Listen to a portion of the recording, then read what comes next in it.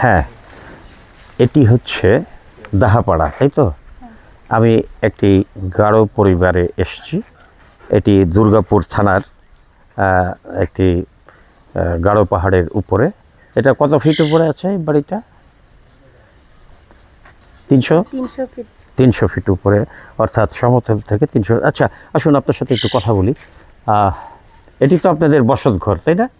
আচ্ছা, এখানে আসুন, আমরা এই ফুল গাছটির নিচে দাঁড়িয়ে কথা বলি। আসুন। আচ্ছা, প্রথমত আপনি এখানে আসুন একটু। প্রথমত আমি যে বিষয়টি জানতে চাইছি, আর একটু কাছে আসুন। হ্যাঁ, তো যেটি জানতে চাইছি যে গারো সম্প্রদায় অর্থাৎ বাংলাদেশের একটি আদিবাসী গোষ্ঠী, তাই তো? আচ্ছা, তো আপনাদের জীবনাচার অর্থাৎ জীবনযাত্রা, জীবিকা, সামগ্রিক বিষয়ে আপনাকে আমি দু চারটি কথা জানতে চাই আপনার কাছ থেকে। যেমন গারো পরিবারটা, এটা কি মাতৃতান্ত্রিক পরিবার? জি, আমরা মাতৃতান্ত্রিক। আচ্ছা, মাতৃতান্ত্রিক পরিবারের বৈশিষ্ট্যটা কি একটু বলবেন? এটা কি মাতৃতান্ত্রিক বলতে আমরা আমাদের গোষ্ঠী গারো জাতি, আমরা মাতৃতান্ত্রিক। হ্যাঁ, মায়ের জাত, আমরা মায়ের জাত পালন করি। হ্যাঁ, আমরা মাই প্রধান। জি, হ্যাঁ বলুন, অসুবিধা নাই। মায়েরা, আপনারা হচ্ছেন, মা হচ্ছে পরিবারের প্রধান, এই তো আপনাদের বৈশিষ্ট্য, তাই না? আচ্ছা, তো মায়েরা কি কাজটা করে একটু বলবেন সকাল থেকে সন্ধ্যা পর্যন্ত? সকাল থেকে মারা সকালে উঠে আমাদের আদিবাসী প্রার্থনা দিয়ে শুরু করে, তারপর আমাদের মা রান্না বান্না করে, ঘরে যাবতীয় কাজ করে আমাদের মা। জি, তারপর এটা সকালবেলা কি করে? সকালবেলা রান্না বান্না করে। তারপরে ঘরে যাবতীয় কাজ সেটা করে। আচ্ছা, মাঠে যায় না? মাঠে যাই। কখন যায় মাঠে? দুপুরের দিকে যায়। আচ্ছা, তারপরে মাঠ থেকে কটার দিকে ফিরে আবার? এটা যখন ইচ্ছে তখনই আসে, যখন কাজ শেষ হয় তখন। যখন কাজ শেষ হয় তখন আসে, এটা ধরা বাঁধা কোনো নিয়ম নেই, এই আর কি। তো আপনি তো এই ঘরের বধূ নাকি? হ্যাঁ। আচ্ছা, আপনার বাবার বাড়ি কোথায় ছিল? আমার বাবার বাড়ি রানীখং, ধানিপাড়া। আচ্ছা, তো এখন আপনি হবেন এই পরিবারের প্রধান, এই তো? হ্যাঁ। আচ্ছা, অর্থাৎ আপনার যে হাজবেন্ড, এটা কি ওনার বাড়ি? হ্যাঁ, ওনার বাড়ি এটা। তো আপনাদের তো একটা সিস্টেম আছে, আমি জানতাম যে মানে স্ত্রীর ঘরে স্বামীরা যায়। হ্যাঁ। তো এটা কি একটু ব্যতিক্রম হয়েছে না? হ্যাঁ, এটা ব্যতিক্রম হয়েছে, তবু এরকমও হতে পারে যে যদি চাই ছেলে যদি বউ নিয়ে আসবে, তাহলে বউ আসতে পারে আমাদের। ও আচ্ছা, এইটাও নিয়ম আছে? হ্যাঁ, এটাও নিয়ম আছে। আচ্ছা, প্রিয় দর্শক, আপনারা শুনলেন যে এই বিধানটি দুটি পর্যায়ে রয়েছে। একটি হচ্ছে যে ইচ্ছা করলে জামাই অর্থাৎ বর শ্বশুর বাড়িতে আসতে পারে, থাকতে পারে, আর যদি মনে হয় যে না আমি শ্বশুর বাড়িতে যাব না, আমি নিজের বাড়িতে থাকবো, সেটাও পারে। কিন্তু এটি আদিকাল থেকে এই মাতৃতান্ত্রিক পরিবারের যে কাঠামো, সেটি কিন্তু এই নারীরাই, অর্থাৎ গারো নারী বলুন কিংবা যে কোনো আদিবাসী নারী বলুন, তারা কিন্তু এই দায়িত্বটি পালন করে থাকে। তবে আমি কয়েকদিন আগে হাজংদের সঙ্গে কথা বলেছি, তারা কিন্তু আবার এই মাতৃতান্ত্রিক নয়, অর্থাৎ তারা আমাদের মতো পিতৃতান্ত্রিক পরিবার। তো আচ্ছা, আপনার বাবার বাড়িটা কত দূর এখান থেকে?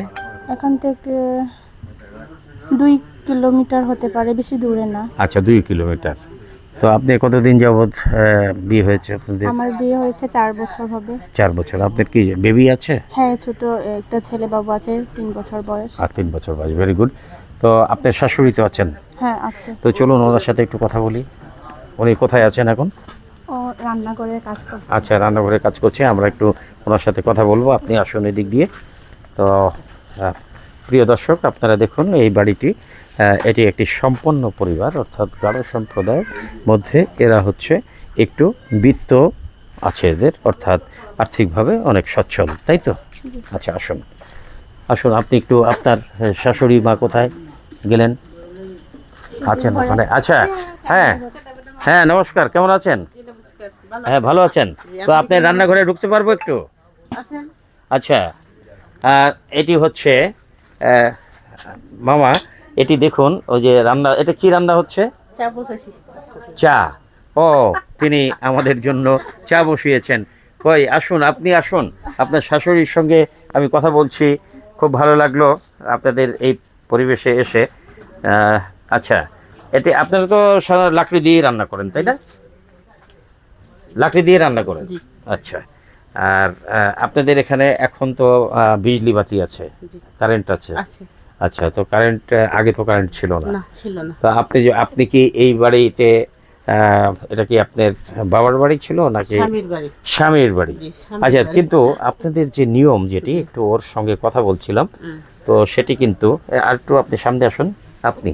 হ্যাঁ, ওর সঙ্গে যে কথা বলছিলাম, তো ওটা বললো যে হ্যাঁ, বাবার বাড়িতেও থাকা যায়, আবার স্বামীর বাড়িতেও যাওয়া যায়। তো এটা হচ্ছে দুই জিনিস।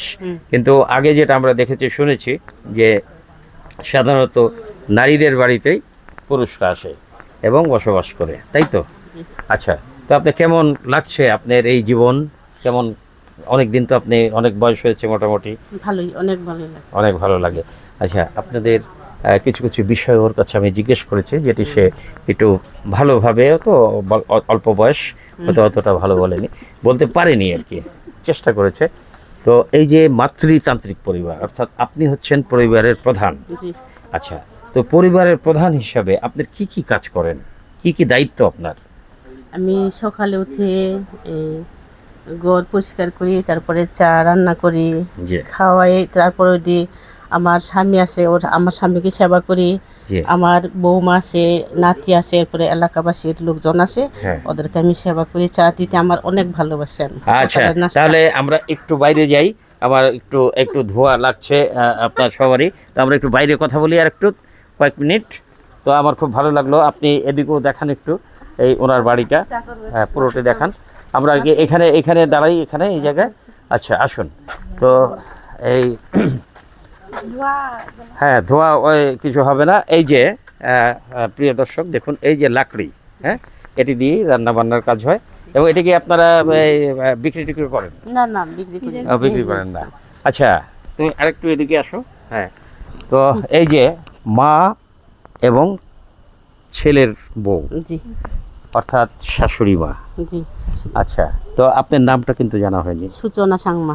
সূচনা সাংমা, দেখেছেন কত চমৎকার নাম। সূচনা তো জানেন, সূচনা অর্থ শুরু। উনি অনেক অনেক ভালো জানেন, অনেক সূচনা। আচ্ছা, আপনার জীবনের সূচনাটা কেমন হয়েছিল বলবেন? আমার জীবনের শুরুটা হলো, হ্যাঁ, এই যে বাচ্চাটা দেখ, হ্যাঁ, বাবার মার কোলে অনেক সুখে শান্তিতে বসবাস করেছি, এবং স্কুলে গিয়েছি। স্কুলে যাওয়ার পথে আমার বাবুর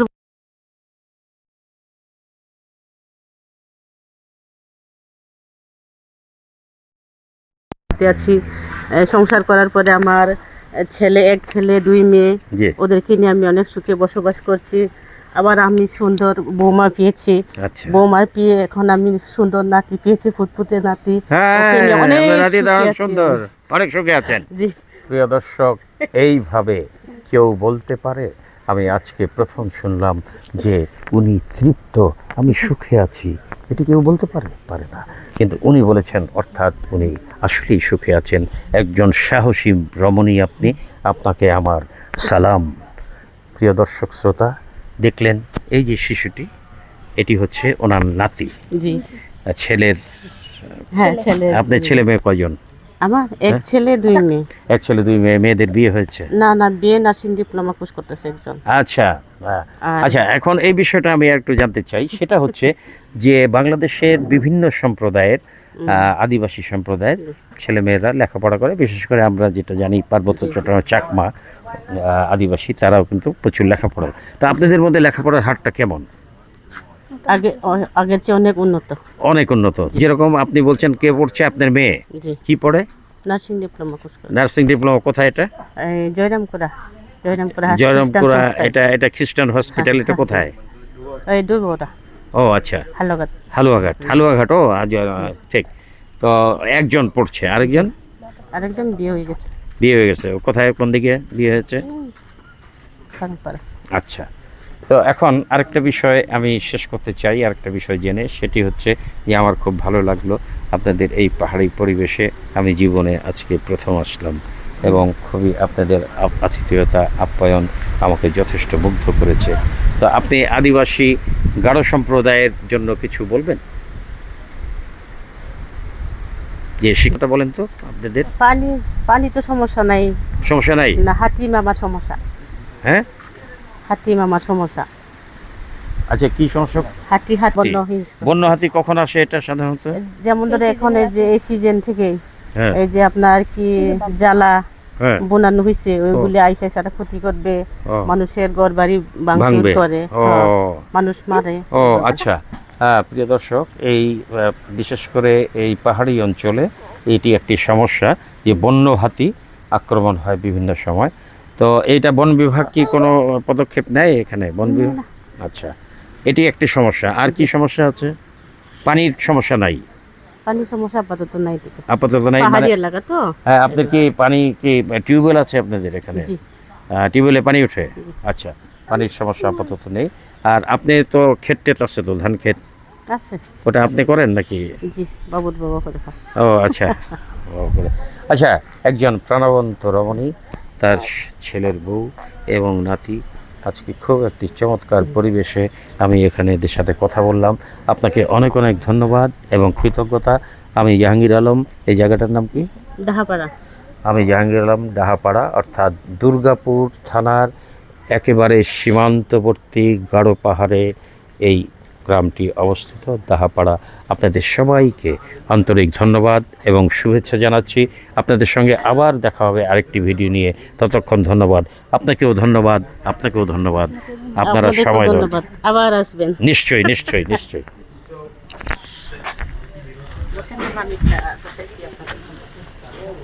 জান, অসুবিধা নেই, অসুবিধা নেই।